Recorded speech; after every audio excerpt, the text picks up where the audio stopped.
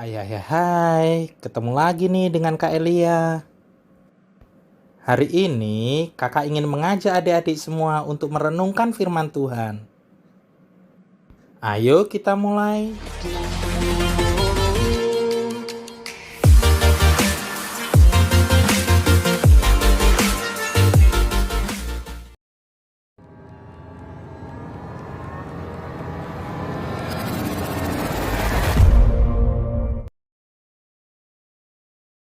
Shalom adik-adik semuanya.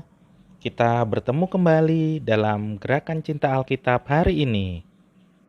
Adik-adik semua, firman Tuhan hari ini diambil dari Matius pasal 6 ayat 16.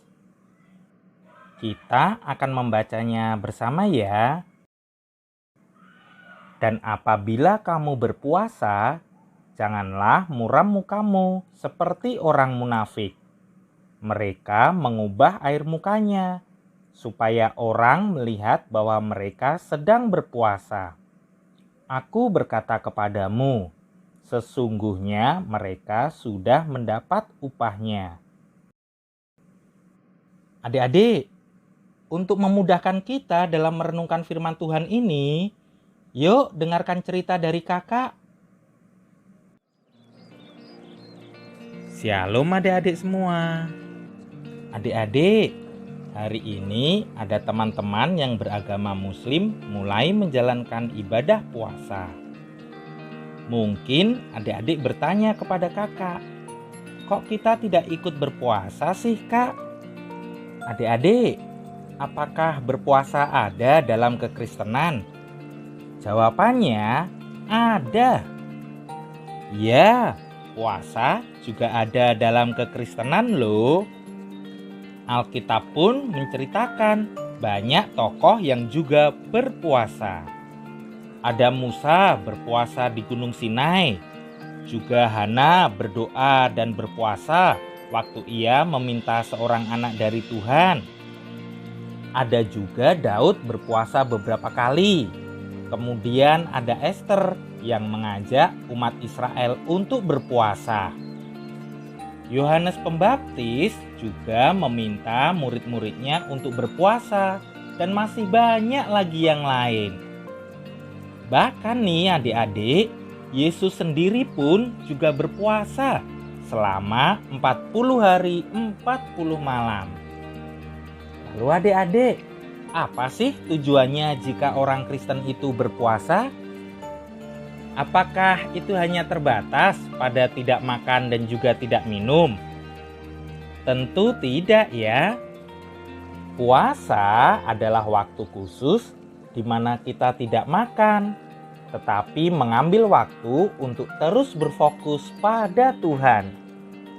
Namun adik-adik, seringkali orang berpuasa bukan berfokus pada doa, tetapi fokus pada makanannya.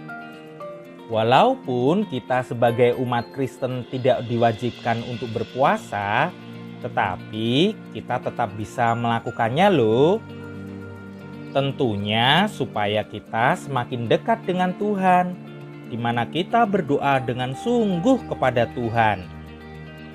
Berpuasa dan berdoa itu tidak bisa dipisahkan loh, karena seringkali dilakukan bersamaan.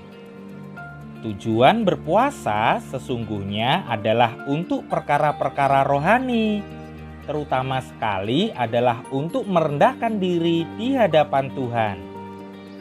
Firman-Nya berkata di dalam 1 Petrus 5 ayat 6, karena itu rendahkanlah dirimu di bawah tangan Tuhan yang kuat, supaya kamu ditinggikannya pada waktunya. Jadi adik-adik, boleh tidak kita berpuasa? Tentu saja boleh, asal dengan tujuan yang benar. Matius pasal 6 ayat 17 dan 18 berkata demikian. Tetapi apabila engkau berpuasa, minyakilah kepalamu dan cucilah mukamu, supaya jangan dilihat oleh orang bahwa engkau sedang berpuasa, melainkan hanya oleh Bapamu yang ada di tempat tersembunyi.